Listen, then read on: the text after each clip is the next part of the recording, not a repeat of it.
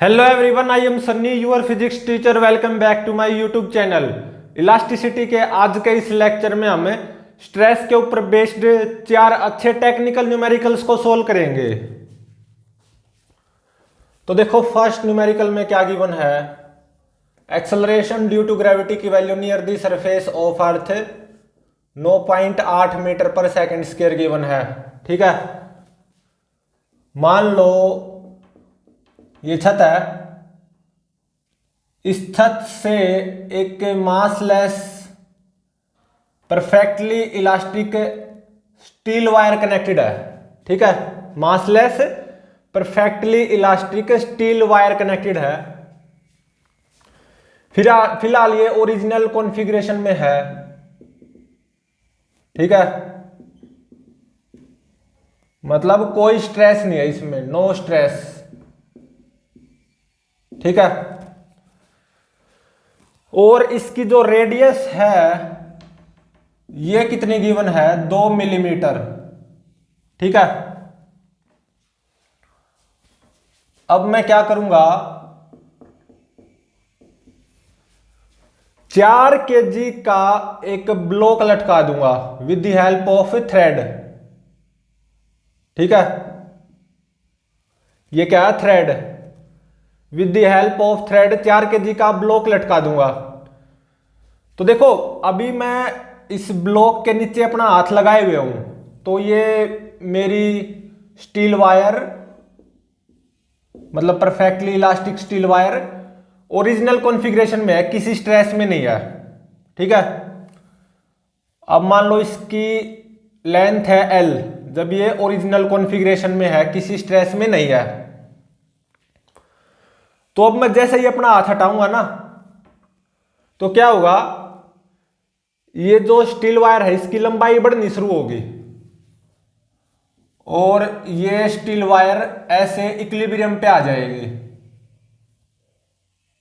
ठीक है, जैसा कि देख सकते हो, इसकी लंबाई बढ़ेगी बाय डेल्टा L।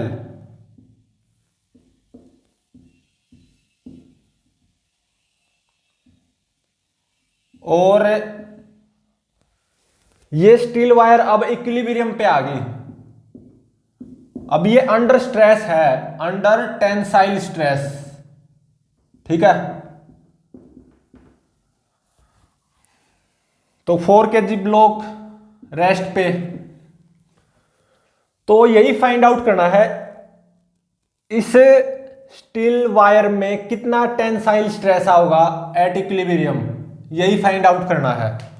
ठीक है, increase in length delta L ये फाइंड आउट नहीं करनी, यहां पे ये मुद्दा नहीं है, केवल टेंसाइल स्ट्रेस फाइंड आउट करना है इस स्टील वायर में। ये delta L increase in length, ये तो हम तब फाइंड आउट करेंगे जब हमें मॉडुलस ऑफ इलास्टिसिटी की नॉलेज हो जाएगी, स्ट्रेन क्या होता है उसकी नॉलेज हो जाएगी। ठीक है, अब इसको सोल्व करते हैं। तो देखो, एक तो mg ग्रेविटेशनल फोर्स आएगा 4 इंटू में 9.8 इतने न्यूटन, और ये जो मासलेस थ्रेड है इसमें टेंशन T वो कितनी आएगी, इतनी ही आएगी, तभी तो 4 kg ब्लॉक रेस्ट पे होगा। 4 इंटू में 9.8 न्यूटन। ठीक है, और देखो यहां पे ये मेरी steel wire under tensile stress है इक्विलिब्रियम पे, तो नेट फोर्स 0 होना चाहिए। तो इस छत के द्वारा इस स्टील वायर पे ऐसे फोर्स आएगा, कितना, इतना ही, 4 इंटू में 9.8 न्यूटन। ठीक है, तो देखो इक्विलिब्रियम पे क्या होता है, internal restoring force developed inside this steel wire वो किसके बराबर हो जाता है, डिफॉर्मिंग फोर्स के बराबर। और यहां पे डिफॉर्मिंग फोर्स क्या है, mg, या ये टेंशन। ठीक है, तो रिस्टोरिंग फोर्स कितना हो जाएगा, 4 इंटू में 9.8 इतने न्यूटन, और ये कितना आएगा 39.2 न्यूटन। ठीक है, तो जब ये अंडर स्ट्रेस है, अंडर टेंसाइल स्ट्रेस, तो इसमें टेंसाइल स्ट्रेस कितना आएगा। और देखो हम यहां पे ये भी मानते हैं कि area of cross section will remain same. ठीक है, तो अगर आप सोचो इसकी लंबाई बड़ी है तो रेडियस को कम होना चाहिए, क्योंकि volume of steel wire should remain same. बात सही भी है, लेकिन यहां पे हम ऐसा मानते हैं रेडियस विल रिमेन सेम। पहले 2 मिलीमीटर थी, अब भी 2 मिलीमीटर होगी। ठीक है, तो यहां पे टेंसाइल स्ट्रेस कितना आ जाएगा, restoring force 39.2 divided by this cross sectional area pi R square. Radius कितनी मीटर में, 2 इंटू में 10 की पावर माइनस 3 मीटर, तो 2 इंटू में 10 की पावर माइनस 3 का स्क्वायर। ठीक है, तो यह आ जाएगा 3.1 इंटू में 10 की पावर 6 न्यूटन पर मीटर स्क्वायर। ये मेरा आंसर हो गया।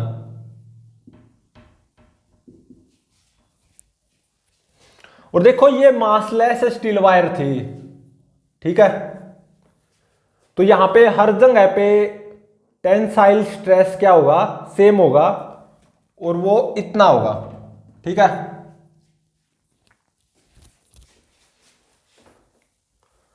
अब देखो सेकंड न्यूमेरिकल में क्या गिवन है।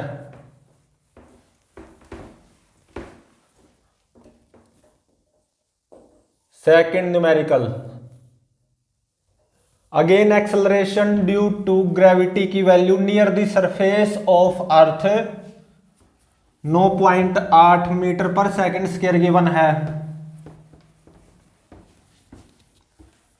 न्यूमेरिकल नंबर सेकंड,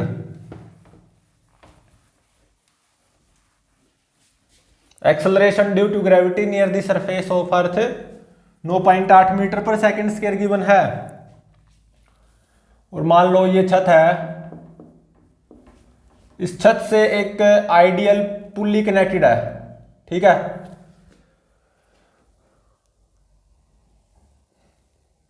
और ये क्या है मेरी मासलेस स्ट्रिंग भी बोल सकते हो इसको आप, और मासलेस इलास्टिक स्टील वायर भी बोल सकते हो। ठीक है, यहां पे 1 kg का ब्लॉक कनेक्टेड है और यहां पे 2 kg का ब्लॉक कनेक्टेड है। ठीक है, और ये क्या है massless elastic, perfectly elastic steel wire. ठीक है, तो देखो यहां पे इस स्टील वायर का ब्रेकिंग स्ट्रेस ये कितना गिवन है, 2 इंटू में 10 की power 9 pascal breaking stress of steel wire. 2 into में 10 की पावर 9 पास्कल इतना गिवन है। मतलब ये स्टील वायर ज्यादा से ज्यादा कितना स्ट्रेस झेल सकती है, 2 इंटू में 10 की पावर 9 पास्कल। ठीक है, और देखो मैं अभी के लिए इन दोनों ब्लॉक्स के नीचे अपना हाथ लगाए हुए हूं। ठीक है, इनको ऐसे छोड़ा नहीं है मैंने। तो इस मासलेस स्टील वायर की लंबाई मान लो ये कितनी है, L है। ठीक है, जब इसमें कोई स्ट्रेस नहीं होगा, क्योंकि मैं दोनों ब्लॉक्स के नीचे अपना हाथ लगाए हुए हूं ना, नो स्ट्रेस। या ये मेरी मासलेस स्टील वायर जब ओरिजिनल कॉन्फ़िगरेशन में होगी तब इसकी लंबाई कितनी है, L। ठीक है, और यहां पे ऐसा गिवन है कि ये स्टील वायर ज्यादा से ज्यादा कितना स्ट्रेस झेल सकती है, 2 इंटू में 10 की पावर 9 पास्कल। मतलब ये ब्रेकिंग स्ट्रेस बोला जाता है इसको। इस स्टील वायर का ब्रेकिंग स्ट्रेस कितना गिवन है, 2 इंटू में 10 की पावर 9 पास्कल। मतलब इससे ज्यादा स्ट्रेस ये नहीं झेल सकती। अभी मैं इन दोनों ब्लॉक्स के नीचे अपना हाथ लगाए हुए हूं, ठीक है, इस फिगर में दोनों ब्लॉक्स के नीचे अपना हाथ लगाए हुए हूं। ये मेरी मासलेस स्टील वायर किसी स्ट्रेस में नहीं होगी ऑब्वियसली।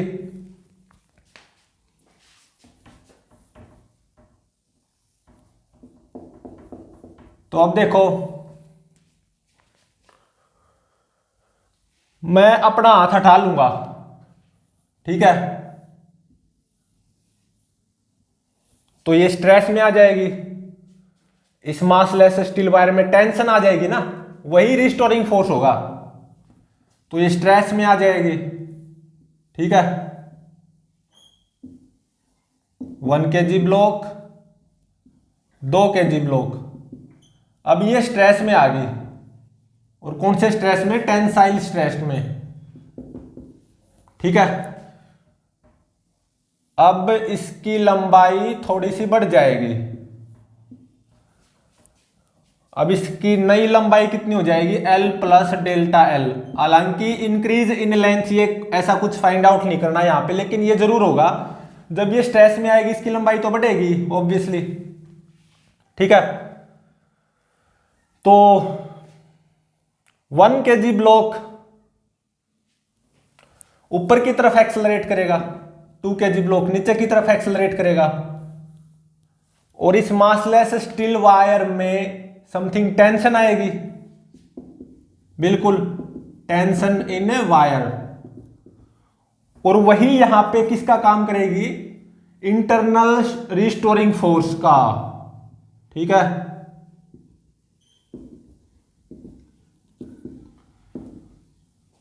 तो यहां पे फाइंड आउट ये करना है कि इस स्टील वायर की रेडियस कम से कम कितनी जरूर होनी चाहिए कि ये स्टील वायर टूटे ना, ठीक है। इस स्टील वायर की कम से कम कितनी रेडियस जरूर होनी चाहिए, आर मिनिमम फाइंड आउट करना, so that wire do not break, ठीक है। अब इसको सोल्व करते हैं। तो देखो, ये तो एटवुड मशीन बन गई ना। 1 kg ब्लॉक ऊपर की तरफ एक्सेलरेट करेगा, 2 kg नीचे की तरफ एक्सेलरेट करेगा विद सेम एक्सेलरेशन a, और ये कितना आएगा? m2 minus m1, 2 minus 1 1 divided by m1 plus m2, 2 plus 1 3 into में g कितना? 9.8, इतना मीटर पर सेकंड स्क्वायर, ये जो भी आएगा, हालांकि यहां पे ये मुद्दा नहीं है। और अब देखो, इस मासलेस स्टील वायर में टेंशन कितनी आएगी? एटवुड मशीन का ही फॉर्मूला अप्लाई कर दो, 2m1 m2 divided by m1 plus m2 into में g 9.8, तो ये कितनी आएगी? 13.06 न्यूटन, ठीक है। यही रिस्टोरिंग फोर्स का काम करेगी, इंटरनल रिस्टोरिंग फोर्स, ठीक है। अब देखो, स्ट्रेस किसके बराबर होता है? Restoring force divided by cross sectional area of wire, और वो होगा पाई आर स्क्वायर, ठीक है। तो देखो, यहां पे 1 kg block, 2 kg block under stress आ जाएगी। 1 kg ऊपर की तरफ एक्सेलरेट करेगा, 2 kg नीचे की तरफ, ये स्टील वायर अंडर स्ट्रेस आ जाएगी। स्टील वायर में टेंशन कितनी आएगी? इतनी, और यही रिस्टोरिंग फोर्स का काम करेगी, ठीक है।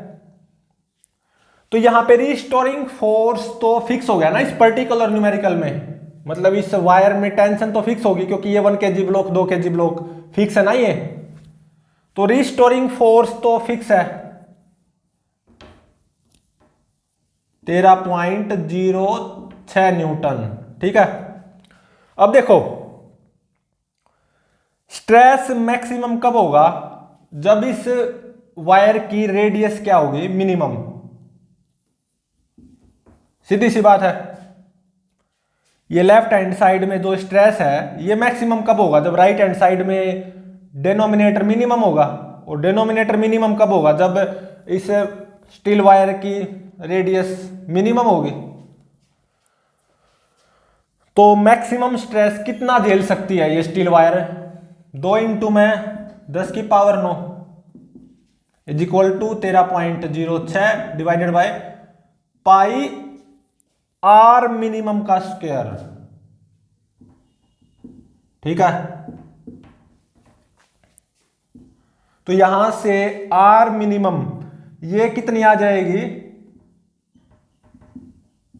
4.6 इंटू में 10⁻⁻5 मीटर। ठीक है, मतलब अगर इस स्टील वायर की रेडियस 4.6 इंटू में 10⁻⁻5 मीटर के बराबर या इससे ज्यादा हुई तो ये स्टील वायर नहीं टूटेगी। ठीक है, लेकिन अगर इस स्टील वायर की रेडियस 4.6 इंटू में 10⁻⁻5 मीटर से कम हुई तो ये स्टील वायर यहां पे टूट जाएगी। ठीक है, तो यही फाइंड आउट करना था कि what should be the minimum value of radius of this steel wire so that this steel wire do not break, और ये इतनी आई, ये मेरा आंसर होगा। मतलब यहां पे ये जो स्टील वायर है ना एक पर्टिकुलर, मतलब यहां पे ये स्टील वायर एक पर्टिकुलर वैल्यू से ज्यादा मोटी होनी चाहिए। ठीक है, रेडियस जितनी ज्यादा होगी स्टील वायर उतनी मोटी होगी। ठीक है, अगर इस स्टील वायर की रेडियस 4.6 इंटू में 10⁻⁻5 मीटर के बराबर या उससे ज्यादा हुई तो ये स्टील वायर यहां पे नहीं टूटेगी। मतलब एक पर्टिकुलर वैल्यू से ज्यादा मोटी होनी चाहिए स्टील वायर, तभी तो नहीं टूटेगी ना, सीधी सी बात है।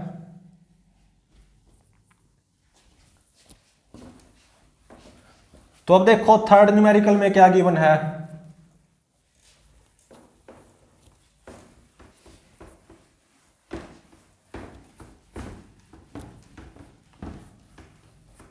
यहां पे एक्सेलरेशन ड्यू टू ग्रेविटी की value near the surface of Earth 10 metre पर सेकंड स्क्वायर गिवन है। न्यूमेरिकल नंबर थर्ड,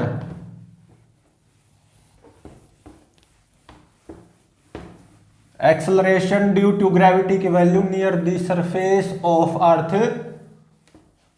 10 मीटर पर सेकंड स्क्वायर गिवन है। Numerical number third. ठीक है, acceleration due to gravity near the surface of Earth 10 metre पर second square given है। मान लो ये छत है, इस छत से एक massless perfectly elastic wire connected है। ठीक है, और यहां पे 2 kg का ब्लॉक है। फिर इस 2 kg ब्लॉक के नीचे एक दूसरी परफेक्टली इलास्टिक वायर कनेक्टेड है। ठीक है, और इस वायर से 4 kg का ब्लॉक कनेक्टेड है। ठीक है, मान लो ये पी वायर है, perfectly elastic massless P wire, और ये massless perfectly elastic Q wire है। ठीक है, अभी मैं 4 kg ब्लॉक के नीचे अपना हाथ लगाए हुए हूं। ठीक है, मतलब ये भी ओरिजिनल कॉन्फ़िगरेशन में है, ये भी ओरिजिनल कॉन्फ़िगरेशन में है, इसमें भी कोई स्ट्रेस नहीं है, इसमें भी कोई स्ट्रेस नहीं है फिलहाल। ठीक है, 4 kg ब्लॉक के नीचे अपना हाथ लगाए हुए हूं, मतलब ना तो इसमें कुछ टेंशन है ना ही इसमें कुछ टेंशन है। ठीक है, 2 kg ब्लॉक के नीचे भी अपना हाथ लगाए हुए हूं। ठीक है, दोनों ब्लॉक्स के नीचे अपना हाथ लगाए हुए हूं, ना इसमें कोई स्ट्रेस ना इसमें कोई स्ट्रेस, फिलहाल दोनों ही ओरिजिनल कॉन्फ़िगरेशन में है, दोनों में कोई टेंशन नहीं है दोनों वायर में। और इस वायर का क्रॉस सेक्शनल एरिया ये कितना गिवन है, 10⁻⁻² मीटर स्क्वायर। और इस वायर का क्रॉस सेक्शनल एरिया ये गिवन है 2 × 10⁻² मीटर स्क्वायर। ठीक है, तो अब मैं क्या करूंगा, इन दोनों ब्लॉक्स के नीचे से अपना हाथ हटाऊंगा। ठीक है, तो इस वायर में भी समथिंग कुछ इलोंगेशन आ जाएगी और इस वायर में भी। मान लो ये लेंथ थी L1 और ये लेंथ थी L2। जब मैं दोनों ब्लॉक्स के नीचे अपना हाथ लगाए हुए था, दोनों वायर्स में कोई टेंशन नहीं थी, कोई स्ट्रेस नहीं था। तो इस वायर की लंबाई L1, इस वायर की लंबाई L2। अब मैं हाथों को हटा लूंगा तो इसमें इलोंगेशन आ जाएगी, दोनों वायर्स में इलोंगेशन आ जाएगी ना। ठीक है,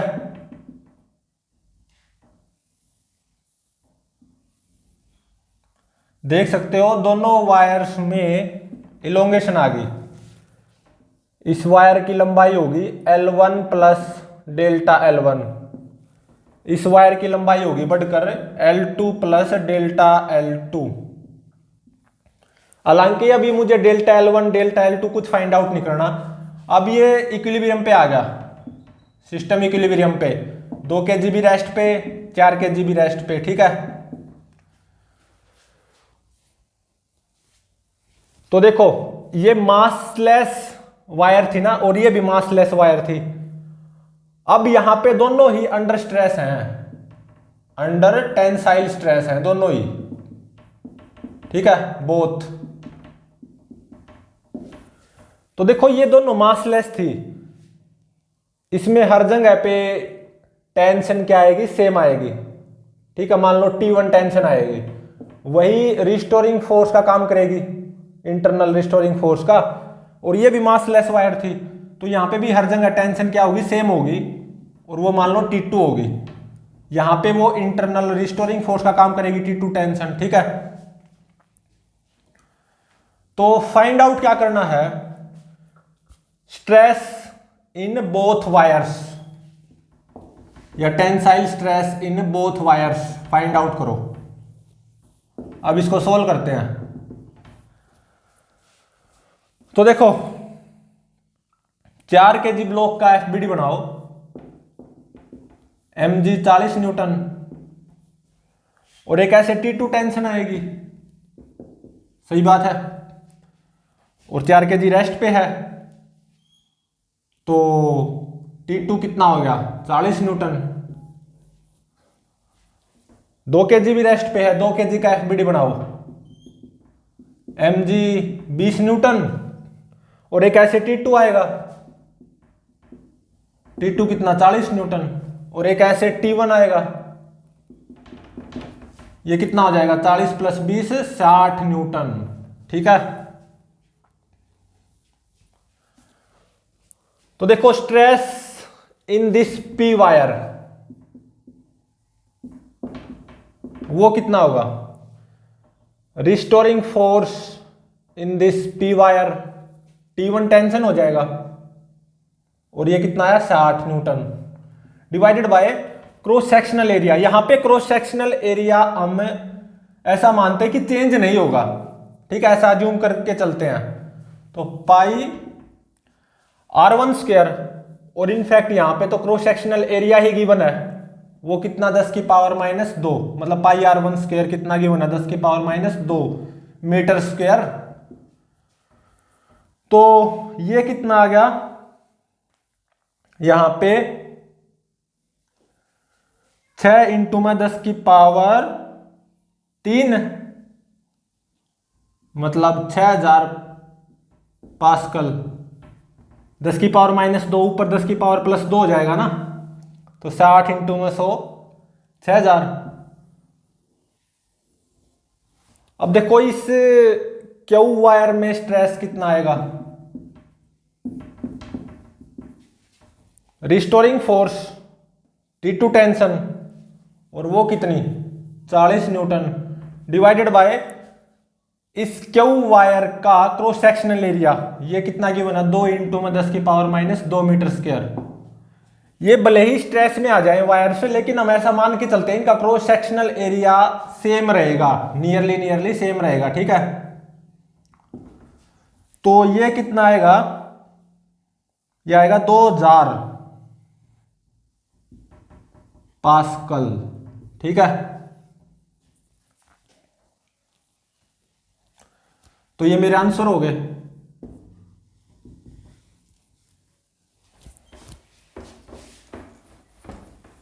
अब देखो फोर्थ न्यूमेरिकल में क्या गिवन है, यहां पे एक्सेलरेशन ड्यू टू ग्रेविटी की value near the surface of earth G given है, मतलब ये स्टैंडर्ड न्यूमेरिकल है, इसमें न्यूमेरिकल वैल्यूज नहीं गिवन होंगी, ये हमारा स्टैंडर्ड न्यूमेरिकल होगा। आज के लेक्चर का लास्ट न्यूमेरिकल है, fourth numerical.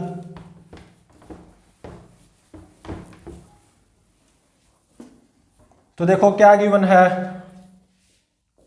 Acceleration due to gravity near the surface of earth g, और मान लो ये स्मूथ टेबल है, ठीक है, और यहां पे एक आइडियल पुली लगी हुई है, और ये मेरा m मास का ब्लॉक, और ये मासलेस स्टील वायर है, ऐसा मानो massless perfectly elastic steel wire, ठीक है। और यहां पे भी m मास का ही ब्लॉक कनेक्टेड है, ठीक है। अभी मैं इस ब्लॉक के नीचे अपना हाथ लगाए हुए हूं, मतलब इस स्टील वायर में कोई टेंशन नहीं है, ठीक है, मतलब स्टील वायर ओरिजिनल कॉन्फ़िगरेशन में है, इसकी लंबाई कितनी L, ओरिजिनल कॉन्फ़िगरेशन में है, कोई स्ट्रेस नहीं है अभी इस स्टील वायर में। और यहां पे इस स्टील वायर का area of cross sectional capital A given है, क्रॉस सेक्शनल एरिया, ठीक है। फिलहाल इसमें कोई स्ट्रेस नहीं है, क्योंकि इस ब्लॉक के नीचे मैं अपना हाथ लगाए हुए हूं ना, इसमें कोई टेंशन थोड़ी ना आएगी, इसका मतलब कोई स्ट्रेस भी नहीं आएगा, ओरिजिनल कॉन्फ़िगरेशन में होगी, perfectly elastic massless steel wire है ये, ठीक है। अब मैं क्या करूंगा, अपना हाथ हटाऊंगा, तो क्या होगा, ये ब्लॉक ऐसे एक्सेलरेट करेगा, ये ब्लॉक ऐसे एक्सेलरेट करेगा विद सेम एक्सेलरेशन।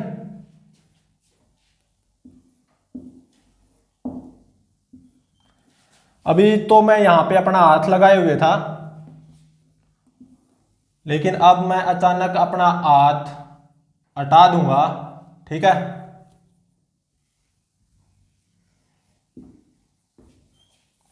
ये स्मूथ टेबल है ना, और ये आइडियल पुली है, और ये massless perfectly elastic steel wire जिसका क्रॉस सेक्शनल एरिया कैपिटल है।